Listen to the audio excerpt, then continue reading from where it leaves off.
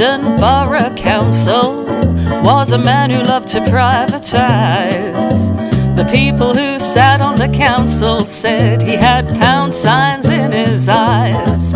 He was Bob and he attacked the unions. Their work he did resent, and he hated it when they asked him how the council tax money was spent. He was Bob in a powerful job, Bob the untouchable, he was on top.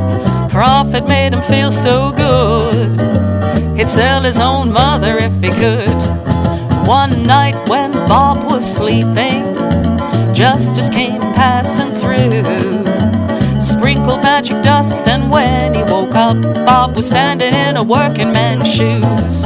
Now hard work makes a man feel hungry, for when his breakfast he wanted to eat, the only thing in his cupboard was pasta and some value shredded wheat.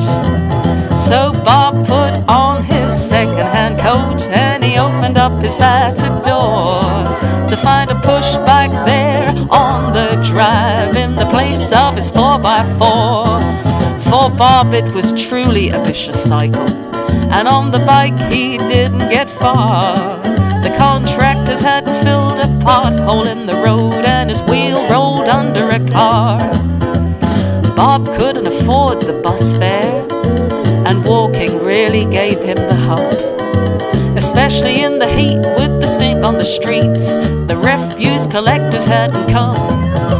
He passed the sheltered housing scheme, old ladies sitting by their windows, waiting for the agency carers who should have called to help them 3 hours ago.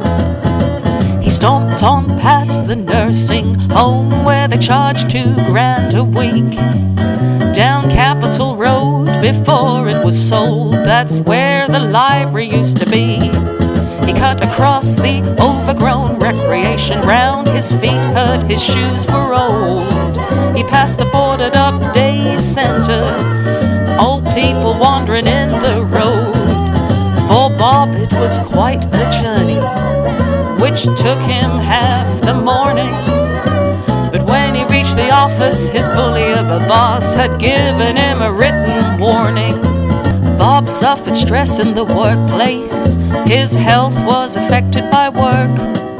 When they had a restructure and he was redeployed from local councillor to office clerk, then Bob found out they'd cut his pay. He had to work for the minimum wage.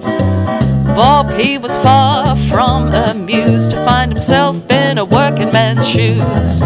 Bob's boss was quite a bully.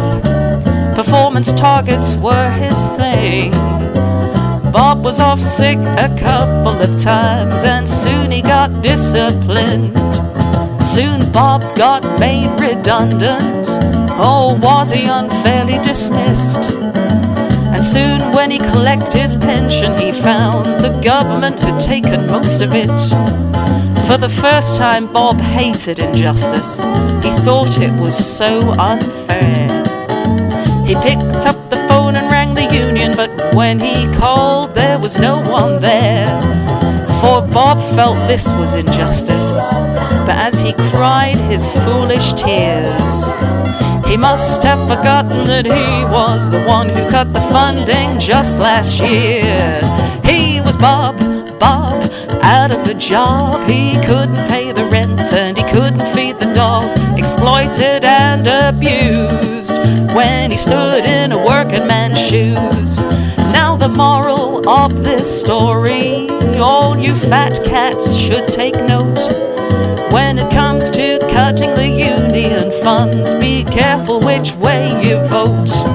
Now be careful of your enemies and always recognize your friends.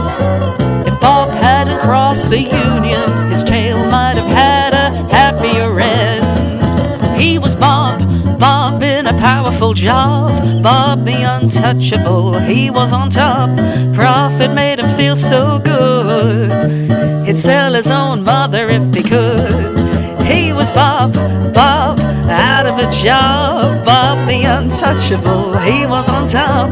Profit made him feel so good, He'd sell his own mother if he could. He was Bob in a powerful job. Bob the untouchable, he was on top. Profit made him feel so good. He'd sell his own mother if he could. Profit made him feel so good. He'd sell his own mother if he could.